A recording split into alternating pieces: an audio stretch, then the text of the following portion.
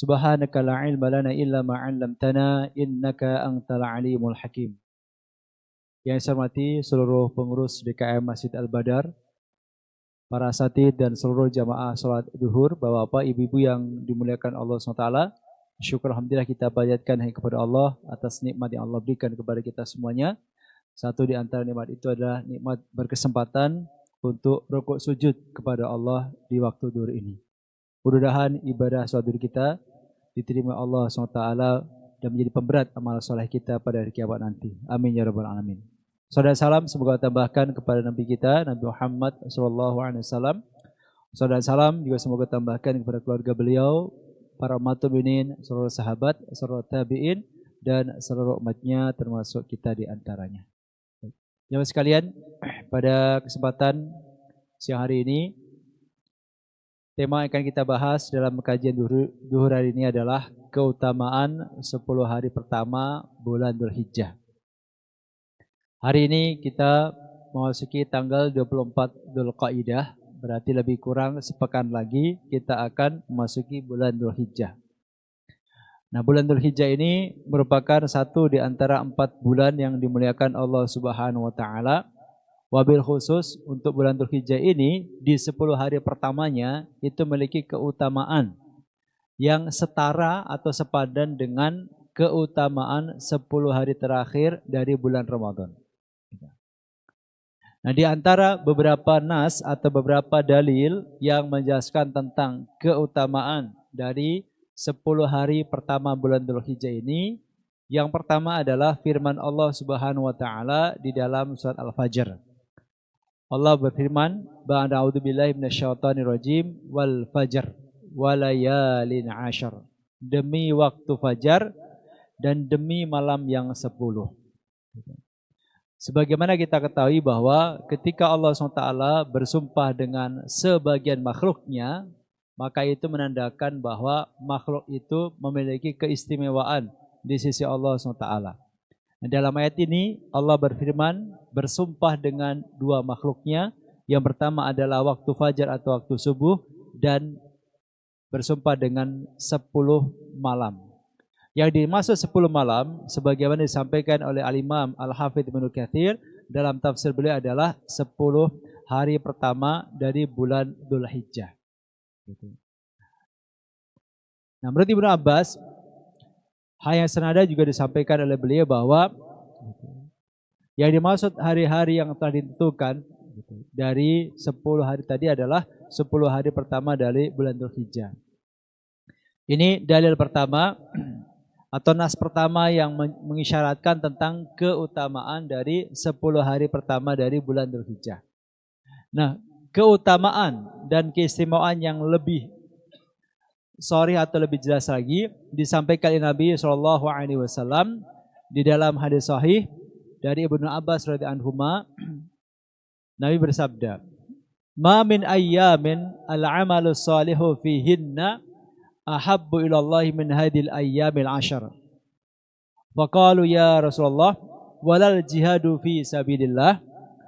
Faqala Rasulullah SAW, walal jihadu fi sabilillahi illa rajulun kharaja bi nafsihi wa malihi wa lam yarji min dzalika bi syai'in. Rawahul jamaah illa Muslim wan Nasa'i. Dari Ibnu Abbas, semoga Allah meridai beliau, bahwasanya Rasulullah sallallahu alaihi wasallam bersabda, tidak ada hari-hari di mana amal soleh di dalamnya lebih disukai oleh Allah SWT dibandingkan 10 hari pertama Dzulhijjah ini.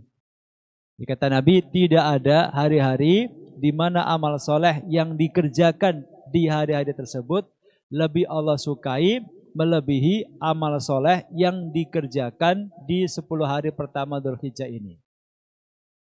Para sahabat bertanya, ya Rasulullah, meskipun dibandingkan dengan jihad fisabilillah? Tidak. Artinya, maksud dari pertanyaan ini adalah, ya Rasulullah, apakah pahala amal soleh yang dikerjakan di 10 hari pertama Dzulhijjah itu lebih utama dibandingkan pahala jihad fisabilillah? Tanya para sahabat kepada baginda Rasul. Lalu beliau menjawab, ya, meskipun dibandingkan dengan berjihad fisabilillah. Padahal kita tahu jihad itu termasuk salah satu amalan yang paling besar pahalanya. Tetapi ternyata pahala jihad fisabilillah itu kalah dibandingkan dengan pahala amal soleh yang kita kerjakan di 10 hari pertama bulan Dzulhijjah. Kecuali kata Rasul, kecuali jika ada seseorang pergi berjihad dengan nyawa dan hartanya, kemudian tidak satu pun dari keduanya yang kembali. Artinya ia mati syahid. Jadi yang bisa mengalahkan pahala amal soleh yang kita kerjakan di 10 hari pertama Dzulhijjah itu adalah pahala orang yang mati syahid. Kalau ada orang berangkat jihad tapi selamat, itu pahalanya kalah dibandingkan dengan pahala amal soleh yang kita kerjakan di 10 hari pertama bulan Dzulhijjah. Nah, menurut sebagian ulama jamaah sekalian, perbedaan antara 10 hari awal Dzulhijjah dengan 10 hari terakhir Ramadan adalah bahwa keutamaan 10 hari Dzulhijjah terletak di siangnya, sedangkan keutamaan 10 akhir Ramadan terletak pada malam harinya. Jadi 10 hari pertama Dzulhijjah itu memiliki keutamaan yang setara dengan 10 hari terakhir bulan Ramadan. Bedanya, kalau 10 hari pertama Dzulhijjah itu keutamaannya yang lebih besar adalah pada siang harinya. Sedangkan kalau 10 hari terakhir Ramadan, itu keutamaan yang lebih besar adalah di malam harinya. Kenapa? Karena di 10 hari terakhir Ramadan ada Lailatul Qadar. Sedangkan di 10 hari pertama Dzulhijjah, itu ada 2 momen istimewa, yaitu ada hari Arafah dan ada tanggal 10 Dzulhijjah, saatnya Idul Adha. Jadi sekali lagi bahwa keutamaan 10 hari terakhir Ramadan itu terletak pada malamnya. Jadi kalau malam hari 10 terakhir Ramadan dibandingkan malam hari 10 awal Dzulhijjah, maka 10 hari terakhir Ramadan itu lebih utama malamnya dibandingkan 10 hari pertama Dzulhijjah. Tapi kalau untuk siang harinya maka 10 hari pertama Dzulhijjah siang harinya itu lebih utama dibandingkan dengan 10 hari siang hari di akhir Ramadan. Kenapa? Karena di 10 hari pertama Dzulhijjah ini ada hari yang sangat istimewa, yaitu ada hari Arafah atau tanggal 9 Dzulhijjah dan ada tanggal 10 Dzulhijjah yang merupakan Yaumun Nahar, hari Idul Adha. Tetapi keduanya ini memiliki keistimewaan yang setara. Karena kita disunnahkan untuk memperbanyak amal soleh di 10 hari pertama Dzulhijjah, sebagaimana kita juga disunnahkan memperbanyak amal ibadah di 10 hari terakhir bulan Ramadan. Nah, amalan apa saja yang kita disunnahkan untuk memperbanyaknya di 10 hari pertama bulan Dzulhijjah ini? Amalannya banyak sekali, sebagaimana disampaikan Nabi tadi. Rasul menyebutkan secara umum, ma min ayyamin al-amalu sholih fihinna ahabu ilallah. Tidak ada hari-hari di mana amal soleh. Rasul menyebutkan dengan kalimat amal soleh.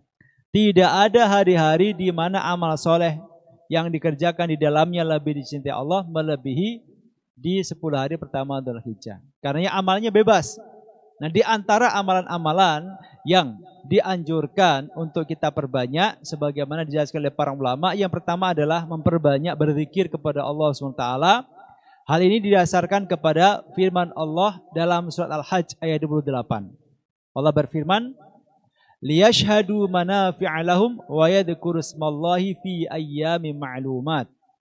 Supaya mereka menyaksikan berbagai manfaat bagi mereka dan supaya mereka menyebut nama Allah pada hari-hari yang telah ditentukan. Jadi Allah berfirman dalam ayat ini bahwa di antara ini ayat ini berkaitan dengan ayat tentang haji. Dan di antara ibrah atau hikmah disyariatkannya haji adalah supaya mereka, kita kaum muslimin, menyaksikan berbagai manfaat bagi mereka dan supaya mereka menyebut nama Allah. Nah, ada kalimat wa yadhkuru ismallah, dan supaya mereka banyak menyebut nama Allah pada hari-hari yang telah ditentukan. Nah, Ibnu Abbas radhiyallahu anhu mengatakan yang dimaksud hari-hari yang telah ditentukan dalam ayat 28 surah surat Al-Hajj tadi adalah 10 hari pertama bulan Dzulhijjah. Nah, berzikir yang lebih diutamakan untuk kita baca di 10 hari pertama Dzulhijjah itu adalah memperbanyak takbir, memperbanyak tahlil, dan memperbanyak tahmid. Ini bentuk zikir yang dianjurkan atau disunnahkan untuk kita perbanyak di hari-hari 10 pertama Dzulhijjah ini. Hal ini didasarkan kepada sabda Nabi SAW dalam hadis sahih riwayat Imam Ahmad. Kata Nabi SAW, fa'aktsiru fihinna minat tahlili wat takbiri wat tahmid. Maka perbanyaklah di hari-hari tersebut dengan membaca tahlil, itu kalimat la ilaha illallah, takbir Allahu Akbar, wal tahmid, dan alhamdulillah. Jadi bacaan zikirnya tentu banyak pilihannya. Tetapi yang secara khusus dianjurkan untuk kita perbanyak di 10 hari pertama Dzulhijjah itu kata Nabi adalah dengan baca tahlil, tahmid, dan takbir. Nah, ini. Nah, jamaah sekalian, bertakbir ini bukan hanya dilakukan di masjid atau di rumah, tapi juga berzikir ini bisa dilakukan di mana dan kapanpun juga. Jadi perintah memperbanyak zikir ini bukan hanya perlu untuk kita perbanyak di masjid-masjid, tetapi juga dimanapun kita berada. Bahkan dahulu sebagian sahabat Nabi itu sengaja melakukannya di tempat-tempat keramaian seperti pasar. Jadi kalau itu kemeriahannya itu hampir sama dengan Idul Fitri. Nah, para sahabat itu dulu biasa ketika masuki 10 awal Dzulhijjah itu mereka masuk pasar lalu mereka bertakbir, bertahmid, bertahlil. Bukan hanya ketika hari Idul Adha dan hari Tasyrik, tapi dari awal Dzulhijjah.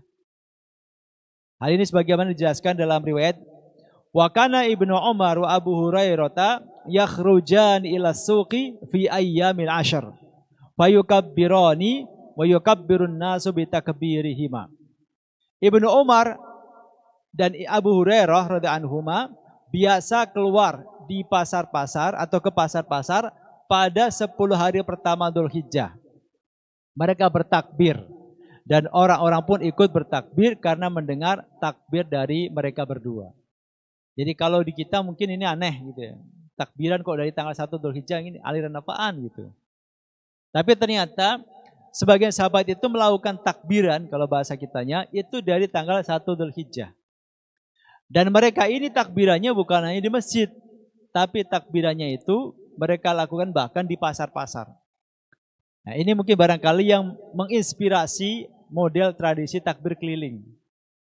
Jadi ada sahabat Nabi SAW, itu Ibnu Umar dan Abu Hurairah, itu ketika masuki awal Dzulhijjah, itu mereka takbiran tapi di pasar. Lalu para pedagang, para pengunjung pasar yang mendengar takbirnya Ibnu Umar dan Abu Hurairah ini, kemudian mereka ikutan bertakbir. Sehingga suasana pasar itu menjadi riuh dengan takbir para pengunjung atau pedagang pasar tersebut. Ini amalan pertama yang disunahkan untuk kita perbanyak, itu memperbanyak zikir. Wabil khusus adalah zikir dengan bacaan takbir, tahmid, dan tahlil. Yang kedua jamaah sekalian, di antara amalan yang disunahkan untuk kita tunaikan di 10 hari pertama Dzulhijjah adalah melaksanakan puasa sunnah. Wabil khusus adalah puasa tanggal 9 Dzulhijjah atau yang biasa dikenal dengan puasa Arafah. Hal ini sebagaimana disabdakan oleh baginda Rasulullah SAW dalam hadis sahih riwayat Al-Imam Muslim.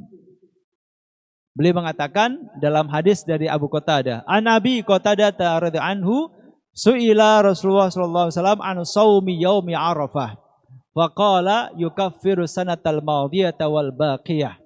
Rawahu Muslim. Dari Abu Qatadah radhiyallahu anhu bahwasanya Rasulullah sallallahu alaihi wasallam bersabda bahwasanya Rasulullah SAW pernah ditanya oleh seorang sahabat tentang puasa hari Arafah. Jadi Nabi pernah ditanya oleh sahabat mengenai puasa hari Arafah. Lalu Rasul menjawab bahwa puasa hari Arafah itu adalah yukaffirus sanatal madiyata wal baqiyah, akan menghapuskan dosa-dosa yang telah lalu dan yang akan datang. Jadi puasa Arafah itu menghapuskan dosa setahun yang telah berlalu dan dosa setahun yang akan datang. Jadi misalnya sekarang ini kan tahun 1446 Hijriah. Kalau kita puasa Arafah di tahun ini, puasa tanggal 9 Dzulhijjah di tahun ini, maka itu menghapuskan dosa kita setahun. Ya, anggaplah di tahun 1446 ini dihapuskan oleh Allah Ta'ala, plus satu dosa setahun yang akan datang tahun 1447 Hijriah. Itu hanya dengan modal satu hari puasa di tanggal 9 Dzulhijjah. Nah, jemaah sekalian, mensikapi hal seperti ini itu kita bersyukur karena ini bagian dari rahmat Allah Ta'ala. Allah yang maha kuasa, Allah yang maha pemurah, Allah yang maha pengampun, dengan keluasan rahmatnya itu memberikan begitu banyak anugerah kepada kita umat Rasulullah. Sehingga ada amalan-amalan tertentu yang secara pelaksanaan ringan, tapi karena dikerjakan di waktu-waktu yang Allah istimewakan, Allah memberikan reward, memberikan balasan yang luar biasa, di antaranya seperti dalam hadis tentang puasa Arafah ini. Satu hari puasa tetapi Allah memberikan sebuah anugerah, sebuah balasan berupa dihapuskannya dosa kita 2 tahun. Setahun yang telah berlalu dan setahun yang akan datang. Nah, hal ini perlu difahami secara utuh bahwa pertama, puasa yang bisa menghapuskan dosa 2 tahun itu tentu puasanya sempurna. Bukan puasa yang hanya sekedar mempuasakan mulut dan perut. Tetapi puasa yang juga mempuasakan hawa nafsu. Karena sebagaimana kata Nabi SAW, kam min sha'imin laisa lahu min siyamihi ilal ju' wal 'atash. Betapa banyak orang yang berpuasa tetapi tidak mendapatkan apa-apa selain rasa haus dan lapar. Di banyak orang yang puasa tapi nggak dapat pahala. Boro-boro menghapuskan dosa, pahala pun nggak dapat. Yang dia dapatkan hanya lapar dan dahaga. Kenapa? Karena dia tidak mempuasakan hawa nafsunya. Dia puasa tapi masih marah-marah. Dia puasa tapi masih ghibah. Dan lain sebagainya. Nah, kalau kita berpuasa tetapi masih melakukan hal seperti ini, maka tentu puasa kita yang kualitas seperti itu tidak bisa menghapuskan dosa-dosa kita 2 tahun seperti yang dijanjikan Nabi SAW. Karena hal pertama yang perlu kita garis bawahi adalah puasa yang punya dampak menghapuskan dosa 2 tahun itu adalah puasa Arafah yang dilakukan secara sempurna. Mempuasakan mulut, mempuasakan kemaluan, juga mempuasakan hawa nafsu. Nah, kalau puasanya seperti itu, maka insya Allah yang dijanjikan Nabi itu terbukti. Dapat menghapuskan dosa kita selama 2 tahun. Yang kedua jemaah sekalian, dosa yang dihapuskan Allah SWT karena kita melaksanakan puasa Arafah itu adalah dosa kita ke Allah. Adapun dosa kita ke sama manusia, dosa kita ke orang tua, dosa kita ke tetangga, dosa kita kepada teman kerja tidak dihapuskan. Kecuali kita minta maaf atau dihalalkan. Nah, yang ketiga, dosa yang dihapuskan juga adalah dosa ke Allah tapi yang dosa-dosa kecil. Adapun dosa besar, maka tidak dihapuskan dengan puasa Arafah, tapi dengan kita bertaubat kepada Allah SWT dengan taubatan nasuha yang memenuhi 3 syarat, yaitu menyesali perbuatan dosa itu, memohon ampun kepada Allah, dan yang ketiga, meninggalkan dosa tersebut dan bertekad tidak akan mengulangi lagi. Jadi itu yang harus kita pahami secara utuh mengenai puasa Arafah ini. Nah, kemudian jemaah sekalian, di 10 awal Dzulhijjah ini, puasanya bukan hanya boleh dikerjakan di tanggal 9, tapi juga boleh dikerjakan dari tanggal 1 sampai tanggal 9.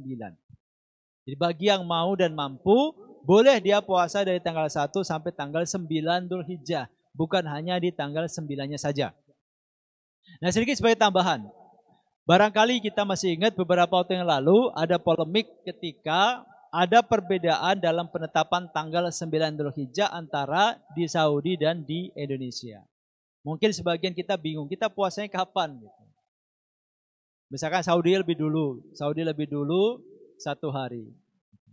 Lalu kita ikut mana nih? Kita puasa Arafahnya ngikutin Saudi yang katakanlah, misalkan sebagai contoh saja nih. Sebagai contoh misalkan di Saudi tanggal 9 Dzulhijjah itu hari Rabu. Di Indonesia tanggal 9, hari Kamis maaf. Jadi tanggal 9 Dzulhijjah di Saudi hari Rabu, di Indonesia itu berdasarkan kalender yang ditetapkan oleh pemerintah itu tanggal 9, hari Kamisnya, selisih 1 hari, lebih cepat Saudi. Kita puasanya kapan? Kita mungkin masih ingat beberapa waktu yang lalu sempat mengalami seperti itu. Nah, jemaah sekalian, terkait tentang masalah polemik ini, memang ini ada khilafiyah yang cukup serius di antara para alim ulama, tetapi sedikit sebagai bahan pencerahan bahwa ibadah haji, jadi puasa Arafah itu memang dinamakan puasa Arafah, tetapi definisi puasa Arafah itu adalah puasa yang dikerjakan pada tanggal 9 Dzulhijjah. Ini harus clear gitu. Jadi puasa Arafah itu apa? Yaitu puasa yang dikerjakan pada tanggal 9 Dzulhijjah. Itu definisinya. Bukan puasa yang dikerjakan karena membersamai orang wukuf di Arafah. Karena ini implikasinya akan serius. Kalau puasa Arafah difahami atau didefinisikan sebagai puasa membersamai wukufnya jamaah haji di Arafah, maka berarti harus sama dengan wukufnya jamaah haji di Arafah. Tapi kalau puasa Arafah itu pengertiannya adalah puasa tanggal 9 Dzulhijjah, maka patokannya adalah kalender atau penentuan hilal di mana kita tinggal. Sebagaimana kita ketika Ramadan juga mengikuti pengumuman dari pemerintah, demikian pula ketika Idul Adha juga mengikuti pemerintah. Selain itu jemaah sekalian, secara historis ibadah haji yang di dalamnya ada rukun wukuf di Arafah itu baru diwajibkan oleh Allah Ta'ala, syariatnya baru diturunkan itu pada tahun 8 Hijriah. Jadi ibadah haji itu kewajibannya baru diturunkan Allah pada tahun 8 Hijriah. Lebih kurang 2 tahunan sebelum Rasul wafat. Nah, Nabi sendiri baru menunaikan ibadah haji pada tahun 9 Hijriah. Setahun kemudian. Di antara sebabnya adalah karena di tahun 8 Hijriah saat syariat haji itu sudah turun, Nabi itu sibuk sekali menerima delegasi atau tamu-tamu dari luar negeri setelah takluknya kota Makkah atau setelah Islamnya kota Makkah. Jadi pada tahun 8 Hijriah itu kota Makkah berhasil diislamkan. Suku Quraisy masuk Islam secara berbondong-bondong. Nah, itu dampaknya luar biasa, mempengaruhi suku-suku Arab yang lain. Maka mereka kemudian banyak yang masuk Islam, mengirimkan utusan ke kota Madinah berjumpa dengan Rasulullah SAW. Nah, karena kesibukan Nabi dalam menerima delegasi dari luar negeri itu, yang menjadi salah satu sebab Nabi belum bisa menunaikan ibadah haji di tahun 8 dan baru melaksanakannya di tahun ke-9. Nah, sedangkan syariat kurban dan syariat Idul Adha itu sudah ada dan syariatnya sudah diturunkan itu tahun 2 Hijriah. Jadi di tahun 2 Hijriah itu banyak sekali turun syariat dari Allah Ta'ala, di antaranya puasa Ramadan itu tahun 2 Hijriah, zakat tahun 2 Hijriah, sholat Idul Adha Idul Fitri juga 2 Hijriah, dan kurban juga tahun 2 Hijriah.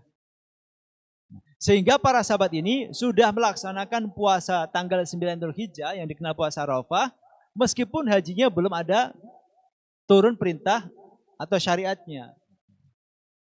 Jadi ketika ibadah haji belum ada perintah turun kewajibannya, berarti kan belum ada acara atau agenda wukuf di Arafah. Tetapi para sahabat sudah biasa melaksanakan puasa tanggal 9 Dzulhijjah. Karenanya menurut yang saya ikuti, yang lebih tepat adalah puasa Arafah itu adalah puasa tanggal 9 Dzulhijjah. Jadi patokannya adalah patokan tanggal atau patokan hilal. Sebagaimana Ramadan patokannya juga adalah hilal. Sehingga kita mengikuti hilal di mana kita bertempat tinggal. Baik. Ini ibadah yang kedua yang sangat dianjurkan untuk kita laksanakan di awal bulan Dzulhijjah ini, yaitu puasa bisa dari tanggal 1 sampai tanggal 9 atau adalah tanggal 9-nya saja. Yang ketiga jemaah sekalian adalah sholat Idul Adha. Sebagaimana diperintahkan oleh Allah Ta'ala dalam surat Al-Kautsar ayat 2. Allah berfirman, "Fasholli li rabbika wanhar. Maka dirikanlah salat karena Tuhanmu dan berkurbanlah. Jumhur ulama berpendapat bahwa hukum salat Idul Adha adalah sunnah muakkadah bagi laki-laki maupun perempuan. Jadi salat dalam ayat ini itu adalah salat Idul Adha dan itu hukumnya sunnah muakkadah bagi laki-laki ataupun perempuan. Sehingga sebisa mungkin laki-laki atau perempuan ketika 10 Dzulhijjah itu hendaknya mereka menunaikan ibadah salat Idul Adha ini. Nah, yang berikutnya yang keempat jemaah sekalian, di antara amalan yang paling utama dan paling dicintai oleh Allah Taala yang kita kerjakan di 10 pertama Dzulhijjah adalah berkurban. Dan berkurban ini itu pelaksanaannya dimulai dari tanggal 10 Dzulhijjah berakhir pada tanggal 13 Dzulhijjah atau hari ketiga tasyrik sebelum terbenamnya matahari. Jadi hari pertama tanggal 10 Dzulhijjah dimulai setelah kita selesai menunaikan ibadah sholat Idul Adha. Setelah kita sholat Idul Adha maka baru sah hewan kurban itu disembelih. Kalau disembelih sebelum itu tidak sah. Tapi dagingnya tetap halal. Jadi misalnya nih ada kekeliruan, misalkan saking banyaknya jumlah hewan kurban yang dikelola oleh panitia, lalu muncul ide, kita sembelih sebagiannya sebelum sholat Id ya, atau malam harinya, malam takbiran gitu. Biar besok kita nggak terlalu kerepotan. Kalau itu dilakukan, maka itu tidak sah untuk disebut sebagai hewan kurban. Tetapi dagingnya tetap halal, dagingnya boleh dimakan, tetapi bukan dihitung sebagai daging kurban dan orang yang hewan kurbannya disembelih tadi juga belum dihitung telah melaksanakan ibadah kurban. Jadi harus dilaksanakan setelah sholat Idul Adha ditunaikan. Dan itu di waktu duha. Karenanya dalam bahasa Arab hari pertama penyembelihan hewan kurban itu dinamakan dengan Idul Adha, hari Adha. Karena pelaksanaan kurban itu untuk hari pertama dimulai di waktu duha. Ya Adha itu dikata duha. Kemudian berlangsung sampai tanggal 11 Dzulhijjah, 12 Dzulhijjah dan 13 Dzulhijjah. Nah, 13 Dzulhijjah atau hari terakhir tasyrik itu batas terakhirnya kapan? Batas terakhirnya adalah sebelum matahari terbenam. Jadi misalnya di hari terakhir dari tasyrik tanggal 13 Dzulhijjah ada orang baru dapat uang untuk beli kambing. Jam 2 dia baru beli kambing, dapat. Lalu dibawa pulang sampai rumah katakanlah asar. Persiapan macam-macam, baru jam 5 bisa disembelih. Itu enggak apa-apa. Meskipun nanti pembagiannya dilakukan sampai malam. Yang penting proses penyembelihannya itu sudah final, sudah selesai sebelum matahari terbenam. Kecuali kurban nadar. Kalau kurban nadar, ada orang bernadar. Nanti kalau anak saya diterima di sekolah negeri, tahun ini saya akan kurban 1 ekor kambing. Ternyata sampai hari terakhir itu uangnya belum ada. Tapi qadarullah dapat kejutan pada asar hari terakhir dapat uang, dapat rezeki. Gitu. Nyari kambing udah susah. Baru dapat kambing misalnya sudah jam 5:30 sore. Dibawa sampai rumah udah pada maghrib. Bagaimana kalau seperti itu?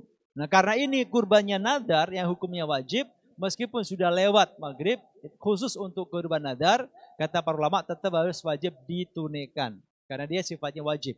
Tapi kalau kurban yang sunnah tadi, yang sunnah muakkadah, itu kalau waktunya sudah habis, dia gugur pensyariatannya nanti nunggu tahun depan.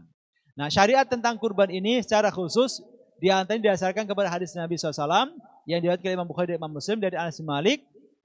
Anas berkata, Doha Rasulullah SAW bikabsyaini amlahaini akranaini.